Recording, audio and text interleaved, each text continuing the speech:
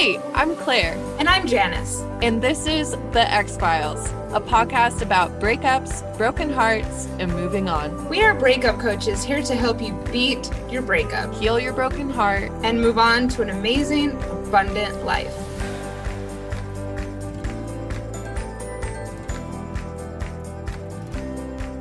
Welcome to episode 2 of The X-Files. Yay! A podcast about breakups, broken hearts, and moving on. I'm your co-host, Janice. And I'm Claire. And today we'll be talking about the no contact rule. And why everyone is talking about it. Yeah, why is everyone talking about it? Well, first of all, Claire, do you want to maybe say what it is that we mean by no contact? Yeah. So when we're talking about no contact, we are talking about immediately following a breakup, taking some time of not talking. And this could be about a couple months. And the reason for this is, as I like to tell my clients, when you're driving stick shift, if you've ever driven stick shift, oh boy. I mean, maybe some people won't get this, but for my stick shift people, there's, when you change gears, you put in the clutch and you actually disengage completely from the engine in order to get into a higher gear. So same thing here. You can't go, your brain and your heart can't go directly from being in a relationship and loving someone romantically to being just friends. You need some time to recalibrate and to get into that gear. And so no contact is that time to do it. You can choose whether you reestablish contact when the time is right for you, when you are over them, not when you're lonely one night, but when you are over them. No drunk texting. And this is also a time for you to focus on your healing journey, which you will be a lot farther along after a couple months of no contact with your ex. Exactly. Yeah. We'll go into a lot more of kind of the science and the thought behind this, but something that has interested me that I thought we could chat about is why it is that so many coaches and dating experts and relationship experts are emphasizing no contact so much. I think it is interesting the way that we see different trends as far as healthy relationships go. And I would say that no contact is trendy right now. Yeah. Before we get into more of the science behind it and also how you can do it, I do think that it might be kind of fun or important to mention why it is that this has become such a hot topic right now. As a coach, I do find it really interesting to see the different things that trend when it comes to breakup advice and healthy relationship advice. And this is definitely the hot topic right now for sure, as someone who's been interested in this for a while. And I kind of think that it's in response to what I see as the previous trend in breakups, which was conscious uncoupling and kind of proving that you can remain friends after a breakup. Mm-hmm. I don't know if you saw it this way, Claire, but I could see that there was a strong emphasis on this for a few years there. Yeah. And that a lot of people kind of saw it as either more mature or more evolved to break up and then stay in each other's lives, even from the get-go. Mm-hmm. And as a coach and a friend, I saw a lot of heartbreak and misery from people who were trying to do this.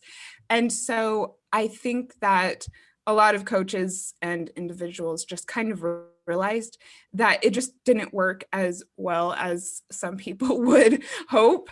Mm-hmm. And so now we're seeing a pushback and a swing to more putting yourself first and breaking off the contact in the initial periods before you decide or try to be friends. Yeah. And then the other reason is, along those same lines, is this works. And people know that it works. And so coaches like us want to share it with people. Mm-hmm. That's awesome. And so the reason that it works is because of science. Yay, science.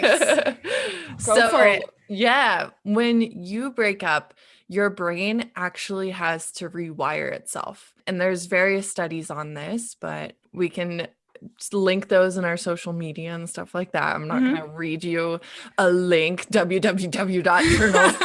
um, but when you are with someone, you are basically forming an addiction. So each time you see them, each time you're with them, you get a little hit of dopamine. And so when you break up, you're not just missing them and their friendship and their companionship, but you're missing the chemicals that are released when you're with them. These are dopamine withdrawals. This is the same thing that you go through as like a opioid addict or something like that, someone experiencing that addiction. And so the parts of the brain responsible for pleasure and reward are lit up in the people who have been broken up with against their wishes. And that withdrawal is why you have that intense need to seek out that person, whether it's in person or texting or chronically checking their social media, just unable to stop playing detective. Someone experiencing drug withdrawals will do anything to get their drug of choice. And that's where you're at. That's your brain. Well, even if you've ended the relationship, I definitely have seen that people still want to keep in touch for the exact same reasons. It's just that they've become so used to it, and because of the dopamine. And on both sides, whether you ended it or the other person did, if you've ever felt like you're going crazy after a breakup, or you're doing things that are really out of character, like continually texting, like lashing out, like starting fights over text, it's for this reason. Even if the contact is negative, it gives you the hit of dopamine. It is hard to understand, but that's how strong the addiction to a person can be. Yeah, because any interaction is any interaction, Yes. whether it's a fight, just reaching out and sending a text that is never responded to, that can even give you a little bit of relief, you know, and that's why you can do it, even though you know exactly how much it's going to hurt.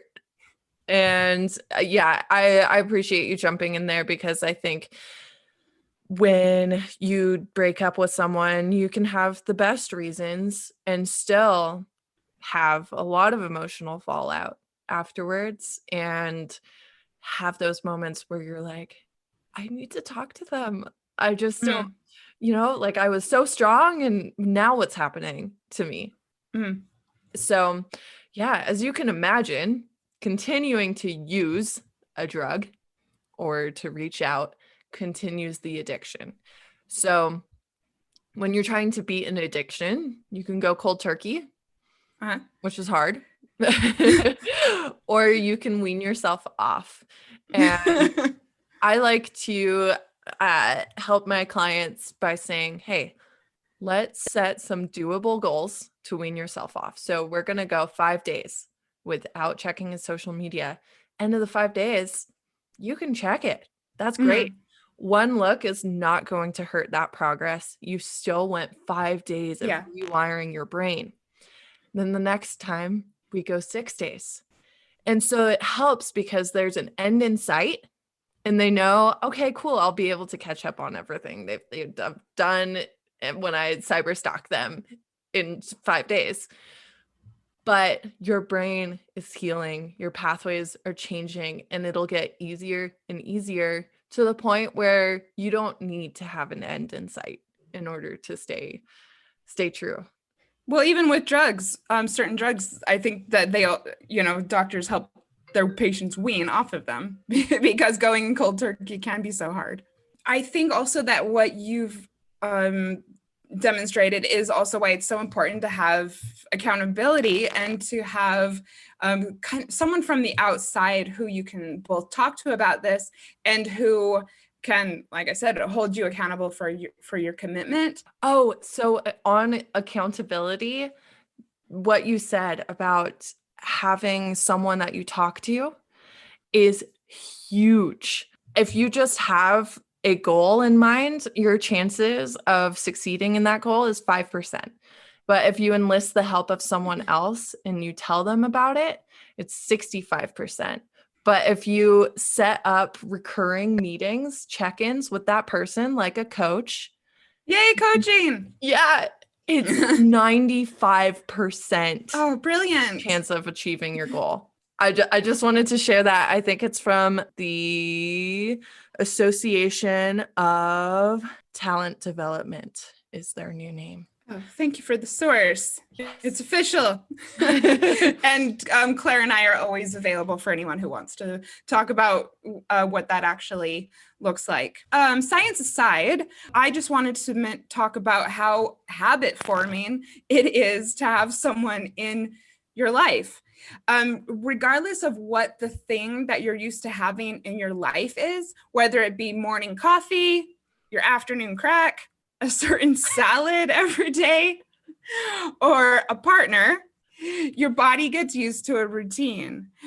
Even think about, I was just thinking about this yesterday, consider if you're used to going outside every day, and then all of a sudden, you're not able to go outside for a number of days. Even if you have all of your other needs met, it would be really hard to go outside at all for several days. So anything that you're used to doing creates a strong mind-body memory that can be really hard to break. I mean, even just the act of physically texting someone that you're in constant contact with, your body is going to notice that you're not doing that. And it will be hard to do. I've noticed that a lot of people try to maintain contact with their ex out of a need for closure and wanting to have conversations with their partner about what happened during the breakdown of the relationship, even when there were lots of hurt feelings and maybe really bad behavior on one part or both. I've seen a lot of people really want to keep the conversation going. Mm-hmm. And personally, and as a coach and as someone who's gone through it, I think that it's a very misguided reason to stay in touch with someone, because after a breakup, this is the time that you need to think about how things felt from your point of view and to give yourself that same closure. You can't really be relying on the other person for that at this stage. It can kind of come off as quite needy when you are constantly reaching out to someone who may not want that contact. On the subject of getting closure, of getting a reason that things happened, it's your choice whether you believe what your partner or ex-partner even says in that circumstance. So Mm-hmm. So they can be telling you the absolute truth. This is why I did it. And you can be like, no, that can't be why. And you'll keep coming back and keep coming back because they can't give you closure. Only mm-hmm. you can give you closure. You know, I know this can come off as harsh to be like, all right, don't be needy, respect yourself. You're like, I know I should be doing this, but it's hard. Like, I get it. We've all been there. And when you're trying to do something hard, if you're adding shame to the mix of being like, I should have done this, I should do this, I shouldn't be texting him, I shouldn't be checking his social media at 1 a.m. in the morning, like that adds shame. And shame is a terrible motivator.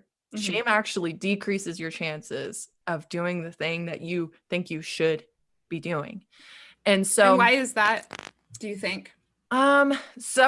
Because when you feel like a, shitty human being, it's hard to pull yourself out of that hole. Your confidence is not in a very good place if you are so full of regret over something that you've done. Mm-hmm. And I think it's like when we can get into that nosedive, it's hard to pull yourself out because you're like, I've already messed up. Let's keep messing up. Let's hit rock bottom. Let's go. Yes. So maybe there's some scientific reason, but that's my more metaphorical reason. But what you can do to change that dynamic is instead of using the word should and loading things with shame and preconceptions, say, I could not text him, could not check his social media, or I want to not text him so much. I want to not check his social media. And it's a totally different stance. You're empowered. You're making choices. You're saying what you want instead of what you should. And this is where a good journal can come in, and actually writing some of these things down and writing out your commitments to yourself. And maybe this just came to me, but maybe writing all of the reasons why you don't want to be in touch with this person, or why you would prefer that you not text them. You can always go back and look, and keeping this notebook with you, it can be a really powerful reminder during a breakup. And this I do know from experience. Yeah, that notebook, or even in the notes app on your phone. Yes, that's good. Yeah, like I really want to check his social media, but I'm not saying I can't, but first I have to go and read all the reasons that I don't want to. And if I still want to after that, then fine. Like, giving yourself an extra loop of things that you have to do that might be the thing that stops you and gives you the self-control and empowerment, I think is really, really powerful. I agree. I've also seen that some people want to maintain contact out of concern for the other person. This is a thing that I've heard a lot as a coach and as a friend. Yeah. I would say that if this is you, then you really need to examine your motivation for this. It is not only a less than ideal way to begin your new life outside of the relationship, it holds your partner back from their healing journey as well. And nothing good comes out of maintaining contact for this reason. It's going to lead to a lot of confusion and a lot of stalled progress for both of you. It's time to put yourself first, because you're no longer in the relationship with this person, and for both of you to get used to life apart. Yeah. If staying friends is important, I understand that as well. The best way to do friendship after a breakup is to try and do it after you have experienced life apart and after you've healed from the romantic aspect of the relationship. The healthiest way to have platonic relationships is to clear your system of the romance and the feelings and the sexual chemistry and feelings, and then see where you stand as far as the friendship goes. Like a romance detox. Yes. Yeah. And then reevaluate. You might feel different, you might not, but you will have a much greater chance of having a healthy friendship if you've cleared all of that. For both of you, not just one of you. And I understand, like, you may be the one person who's actually listening to podcasts and reading books and looking at the inspirational Instagram quotes about how to do breakups the right way. And you may have to be strong for both of you. And you may have to tell your ex, hey, I do really care about you, and I want the best for both of us. And I think that's going to be spending 2 to 3 months not talking. And maybe putting that in an email rather than having a conversation about it over the phone or in person. And you can do this in a loving way. I think some people are resistant to it because it kind of comes off harsh. Even the term no contact, there's all the consonants in there, and it sounds harsh. But there are ways to do it that are going to serve both of your higher purpose, and that you can do in a caring way. And most of all, it's caring for yourself in a very mature and what I think evolved way. So while it sounds harsh, it doesn't have to be like that. And you are your longest companion. Like you were there at the beginning. You're going to be the one person who's there at the end. There's no one else who can really do this with you. You can have partners along the way, but you are it. Like, you are your person.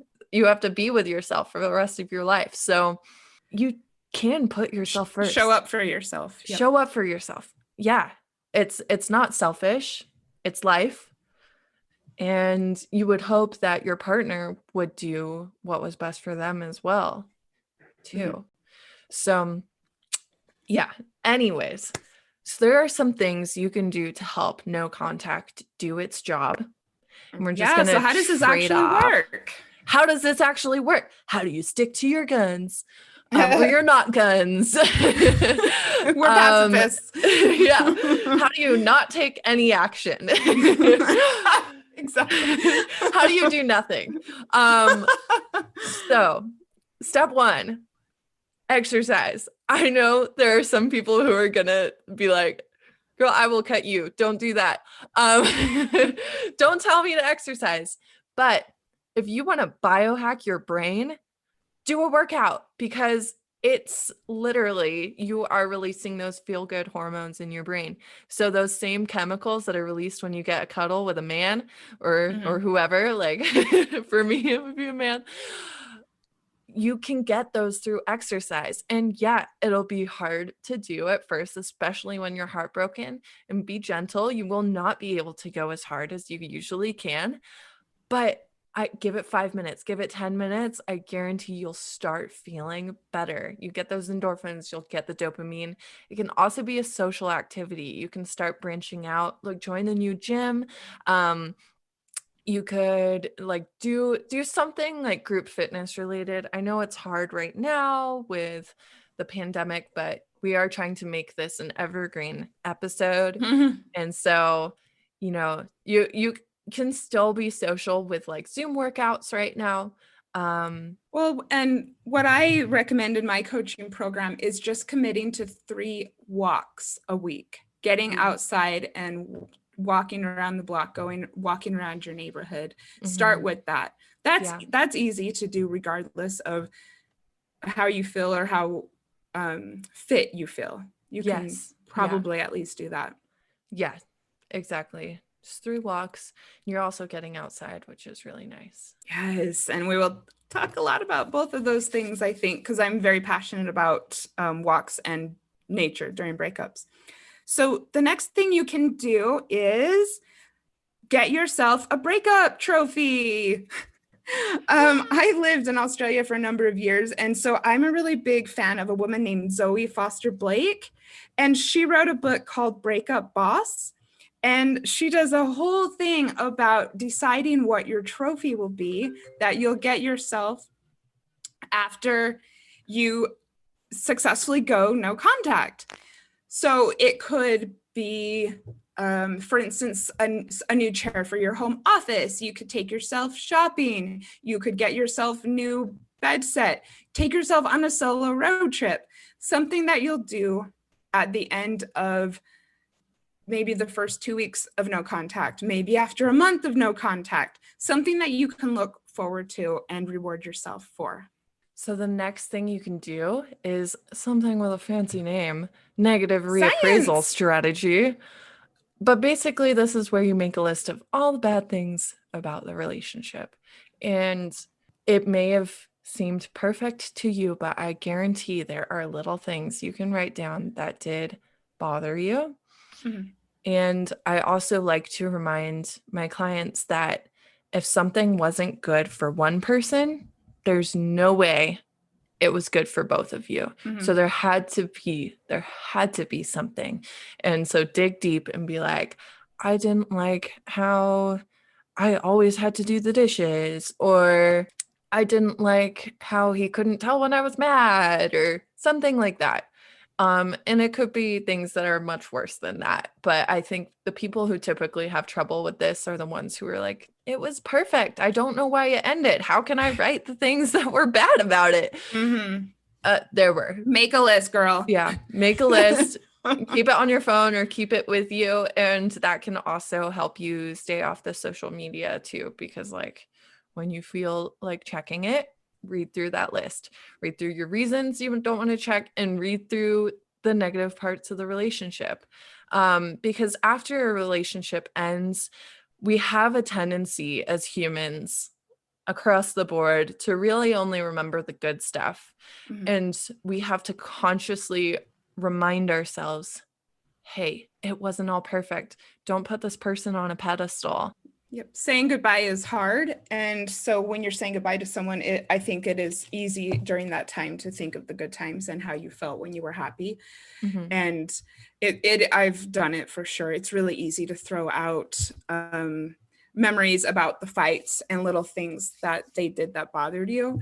And I think that you should include it all on this list. I've done it after every one of my breakups, and it can be as big as, you know, the massive fight that led to this. It could be as small as one thing that bugged me about the last guy I dated is he did not do like laundry very often, like his own clothes. And he'd like rewear things, and it bugged me. It was weird. Yeah. I put that on the list. Yeah, so put it on the list. Anything. Yeah. So the next thing is, let's talk about going full eat, pray, love mode and getting yourself into a new environment. There is a reason why we see characters in breakup movies doing this. Yes. By changing your environment, you make room for your brain to form a new self-identity without the constant triggers. Mm-hmm. Claire found this quote by NPR psychologist David Neal.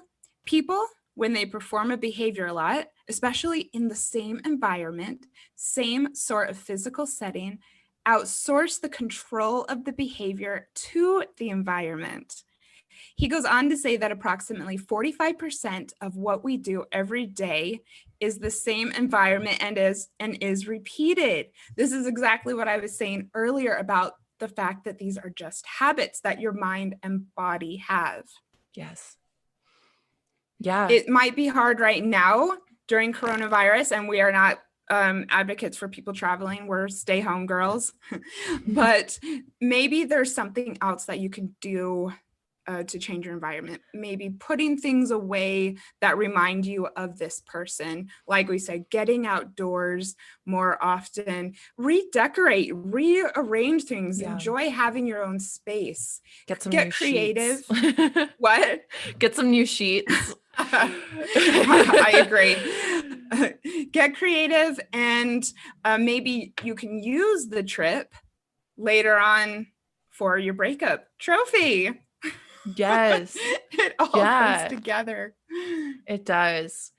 The next thing you can do is, instead of contacting your ex to tell them how you feel, write a letter and don't send it.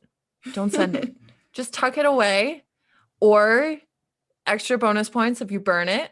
I'm a big fan of that. Safely burning letters. Because I think there's something really cathartic in putting your heart on paper, putting it out into the physical world, getting it to leave your brain and be in the world.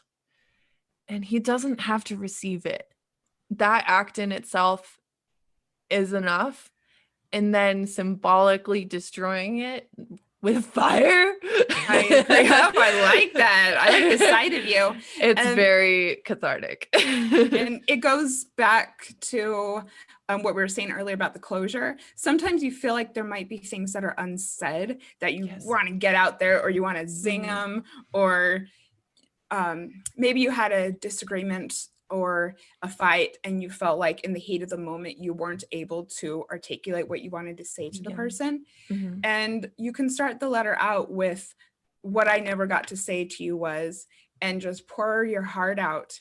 And like Claire said, the physical act of the writing, it does wonders as far as getting the closure. Yeah. I was a journaling skeptic before a couple years ago. And I have to say, it's really, really helped me with my own breakup and was just incredible. So I highly, highly recommend.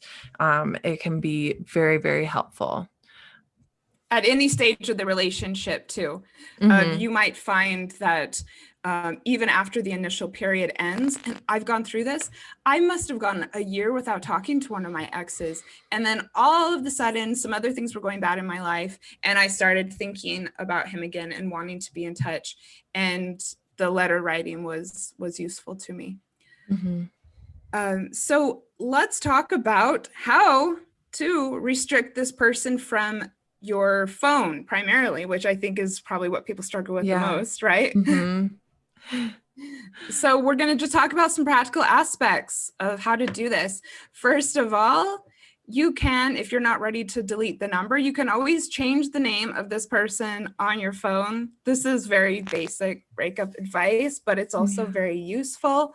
Yeah, you can say something insulting, you know, put a bad name down. Depending on the breakup, you know? Right. Yeah. I mean, I've done that. You could change it just to their initials. You could change it to don't answer or no, or you could even change it to block.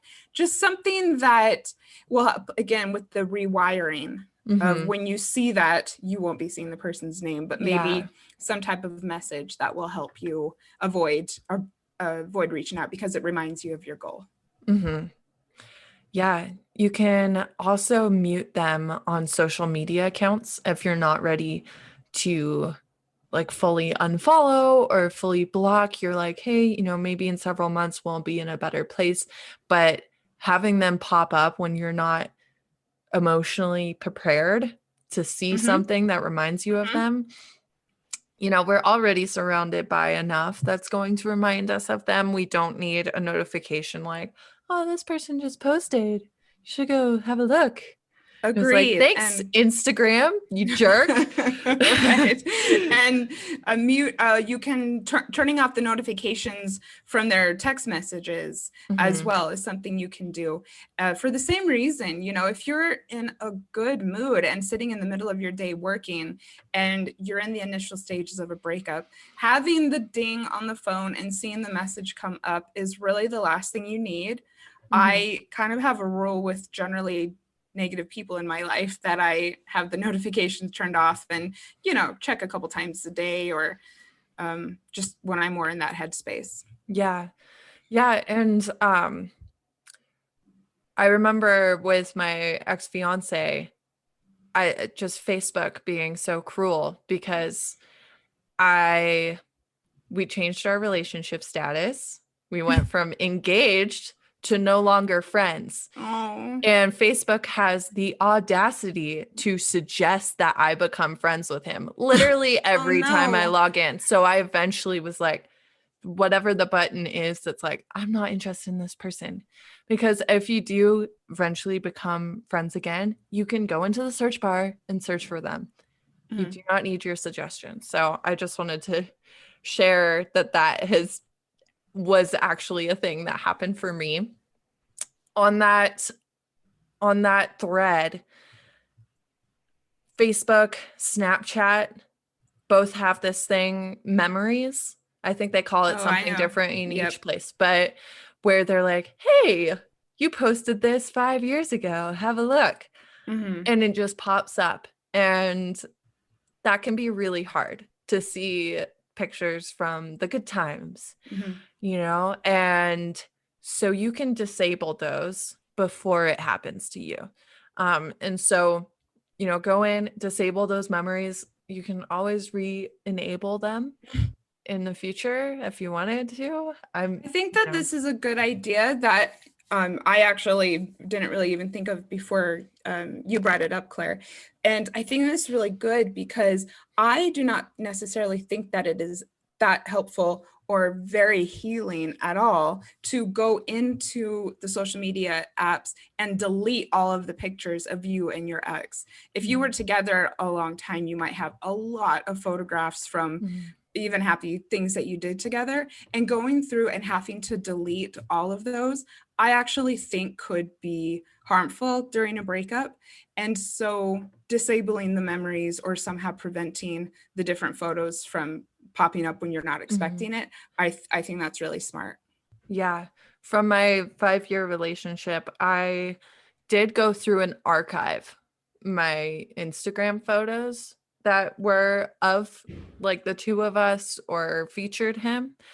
And so for me, I was very sad. And I didn't want to see them all the time. And so I did want to remove them from my feed, but I did not want to delete them. I have not deleted the photos from like my photo reel in my phone either, because there are thousands. Like that would be just incredibly, incredibly painful. And so, that was a choice that I made for my breakup. Like, you could always get a friend over and have a photo removing party. I think it'd be good to have companionship during that. Do not do that alone if you do choose to go that way. But that's just what I did. It was 5 years of my life. It was a big part of my life. And so I chose not to delete anything. You can also, if you don't want photos on your phone and maybe there aren't so many to go through, you can make like a Dropbox or a Google Drive and put them in there and get them off of your phone. And there's not that like finality of deleting something that was a part of your life, but you won't be like booby trapped with images of them when you're not expecting it. Yeah. I did the Dropbox thing. I traveled a lot with one of my exes, and so found it really sad that I felt like I was deleting some of these memories. And I put everything in a Dropbox folder, and I actually don't even know what happened to that Dropbox folder. Eventually it wasn't a thing for me anymore. Yeah. This does bring up the issue of restricting and blocking people on social media. If you are trying to wean yourself, doing the restrictions where you can't necessarily see that one person or the other has posted is a really great way to start. Ultimately, I do think that blocking is best for the no contact period, because it helps you to start going about using these apps, which you have every right to do, with no motivation of whether or not the other person is going to see it, what they're going to think, whether you're going to see something of theirs by accident, whether a friend's going to comment on something of theirs. So I do think that blocking is best. But if you need to work yourself up to getting there, I understand that as well. Especially if your ex is not on board with the no contact train. Yeah, oh, definitely. And you can always undo these things. It's temporary. And ultimately it's for your higher good and your success on your healing journey. So let's talk about distracting yourself and getting your mind on something else. In the initial weeks of a breakup, and probably especially now with people feeling more isolated than they normally would, sitting at home, being bored and lonely is the opposite of what you need when you're trying to break a habit like a relationship. So it's time for long walks. I want to see people during this time really spoiling themselves, maybe with Netflix binges, takeout dinners, yoga classes, anything that can get your mind off of it and get you doing something that you enjoy a little bit more. Like spoil yourself in the same way that you would want someone else to spoil you, which will also reinforce why it's good not to be in the relationship. Give it to yourself. Yeah. I mean, there's that cliche, date yourself, right?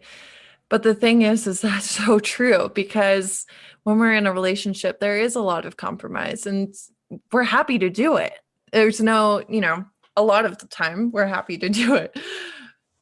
But when you get to be alone, you get to figure out actually what you like to do and what actually brings you true enjoyment. And you start to learn, okay, this is what it feels like for me to be really enjoying myself. And so when you do start dating again, you can be like, all right, I know what that feeling feels like. I want to make sure that I get that feeling with that person.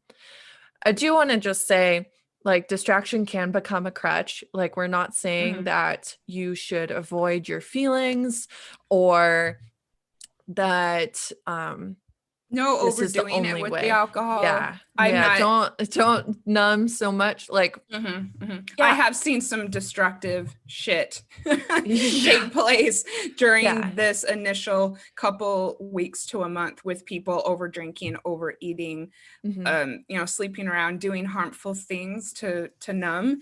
And I'm not really talking about that. I'm talking more, like I said, more spoiling yourself rather than numbing yourself, which I think there's a difference. Exactly. Yeah. And, part of what comes with distraction is gaining new experiences and having an expanded perspective, getting out, doing things, socializing, doing new things, trying new hobbies. What you're doing is you're taking the person that you were and you're forcing her to evolve quicker than she would if she sat at home for the next couple months and then eventually started like going out. And when you evolve and you learn new things and you try new things, you're becoming a new person. And so you're not the same person anymore as you were in the relationship. And that can really help you get over the relationship because you start to be like, I like this person that I'm becoming. Yes. I really like her. And I probably wouldn't have become her if this hadn't happened. I love hobbies during a breakup because they are a positive way to distract yourself, and hobbies make you a more interesting person. And so you're coming out of this with, something new to share with the world. I got really into decoupage after I left my abusive relationship. Wow. And it was so nice, and just all the details of cutting and putting things together. And I made things that I also really like to decorate with. So I'm all about the hobbies. So when it really comes down to it, what I like to tell my breakup coaching clients and what I want to tell the listeners is what I think is the easiest way to make a decision about getting in touch with an ex is to think about how you want to feel later on and how this action is going to make you feel a week from now, and to always keep your dignity in mind. If you think about how this is going to reflect on you combined with how you will feel about it, that can sometimes be really good motivation to make a quote right decision about no contact. I like to tell my clients to think about the person they want to be in the future and then make decisions based on what would she do? Like, what would this amazing higher self, like awesome, independent, like incredible woman who's following all her hopes and dreams and is killing it, what would she do? Yes. Yeah. What story do you want her to tell about how she handled her breakup? And yeah, just getting outside yourself a little bit, not dissociating, but yeah, absolutely. Just being a little bit more future conscious. I agree. Well, that's our take on no contact, what it's about, how to do it, why to do it. And we really hope that this was helpful to you. We know that it's been helpful to us. It's been helpful with people who we've counseled through this time. If you're having trouble with this or with anything with your breakup, jump into our DMs. We are not that cool. We do answer our DMs. Yes, we are there. Please. Yeah. Absolutely. We would love to help you through this time. We'd love to shoot you off some advice if you want to talk to us about, working more regularly. That is so my word. I cannot say that. Regularly. I don't know what it is lately, but if you want to speak with us about, even working and having some coaching, we can tell you about that. Whatever would be supportive, that is why we're doing this. So we do welcome you to reach out. Thanks for listening to X-Files, a podcast about breakups, broken hearts, and moving on. If you like this episode, tag us on your Instagram story so we can connect with you. And you can find me, Claire, on Instagram at Claire Lofthouse. And me, Janice, on Instagram at Janice Formichella. Talk soon. Bye.